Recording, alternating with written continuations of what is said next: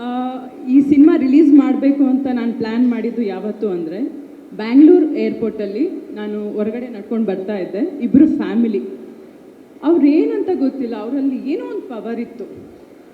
ಒಂಥರ ಅವ್ರನ್ನ ನೋಡುವಾಗ ನನಗೆ ಅವ್ರ ಮಾತನ್ನು ಕೇಳಿ ಅಯ್ಯೋ ಇವರು ಎಷ್ಟೊಂದು ನನ್ನ ಮೇಲೆ ಅಭಿಮಾನ ಇಟ್ಕೊಂಡಿದ್ದಾರೆ, ಪ್ರೀತಿ ಇಟ್ಕೊಂಡಿದ್ದಾರೆ ಅಂತ ಅವ್ರ ಮಾತಲ್ಲಿ ನನಗೆ ಗೊತ್ತಾಯಿತು.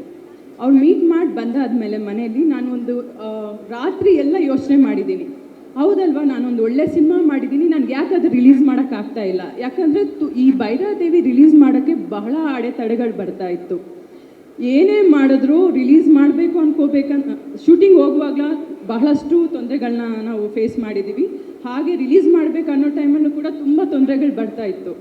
ಸೊ ನಾನು ಅಂದ್ಕೊಂಡೆ ಸರಿ, ಯಾವಾಗ ಟೈಮ್ ಸಿಗುತ್ತೆ ನಮಗೆ ಆ ಟೈಮಲ್ಲಿ ರಿಲೀಸ್ ಮಾಡೋಣ ಅಂತ ಯೋಚನೆ ಮಾಡ್ತಾ ಇದ್ದೆ. ಸೊ ಅವ್ರ ಮಾತು ಕೇಳಿದ ಮೇಲೆ ನೆಕ್ಸ್ಟ್ ಡೇನೇ ನಾನು ನಮ್ಮ ಅಣ್ಣನಿಗೆ ಹೇಳಿದೆ, ನಾವಿನ್ನು ಡಿಲೇ ಮಾಡೋದು ಬೇಡ, ನಮ್ಮ ಸಿನಿಮಾ 1 ತಿಂಗಳೊಳಗಡೆ ರಿಲೀಸ್ ಆಗಬೇಕು ಅಂತ ಅವತ್ತು ಡಿಸಿಷನ್ ತಗೊಂಡಿದ್ದು. ನನ್ನ ಜೀವನದಲ್ಲಿ ಆ ಇಬ್ಬರು ಗಂಡ ಹೆಂಡತಿ ಏನು ನನ್ನ ಆವತ್ತು ಆ ಮಾತು ಹೇಳಿದ್ರು, ಇವತ್ತು ನನಗೆ ಅನ್ನಿಸ್ತಾ ಇದೆ ನನ್ನ ಜೀವನದಲ್ಲಿ ಅವರು ಭೈರಾದೇವಿ ಅಂತ. ಭೈರಾದೇವಿ ಅಂದರೆ ಭೈರ ಅಂದರೆ ಈಶ್ವರ, ದೇವಿ ಅಂದರೆ ಪಾರ್ವತಿ. ನನ್ನ ಜೀವನದಲ್ಲಿ ಅವರು ಬಂದು ಒಂದು ಒಳ್ಳೆ ಡಿಸಿಷನ್ ತಗೊಳ್ಳೋ ಥರ ಒಂದು ಪ್ರೇರಣೆ ಕೊಟ್ಟು ಹೋದರು.